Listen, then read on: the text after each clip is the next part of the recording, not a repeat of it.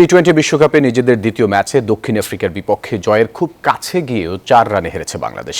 টাইগারদের এমন হারের কারণ হিসেবে দলের টপ অর্ডারের ব্যাটিং ব্যর্থতাকেই দুষছেন ক্রিকেট কোচ ও বিশ্লেষক নাজমুল আবদিন ফাহিম। তিনি মনে করেন সাকিব নাজমুলদের আরও দায়িত্বশীল ব্যাটিং করা উচিত ছিল। অন্যদিকে বিশ্বকাপে আম্পায়ারিং নিয়েও প্রশ্ন তুলেছেন সাবেক cricketer Ishtiaq Ahmed.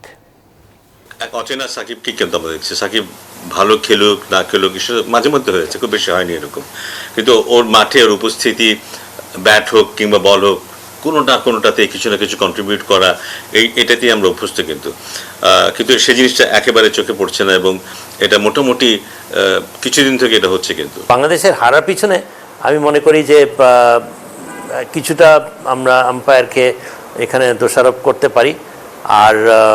And frontline batsmen, and particularly the failure of Shakib Al Hasan, who after having played for 17 years of international cricket, এই ধরনের সিচুয়েশনে মোকাবেলা না করতে পারে, টিমের যেখানে প্রয়োজন সেখানে সে যদি দাঁড়াতে না পারে এবং একটা রেসপন্সিবল শট হয়ে যদি আউট হয়ে যায়, এর থেকে দুঃখজনক কিছু হতে পারে না।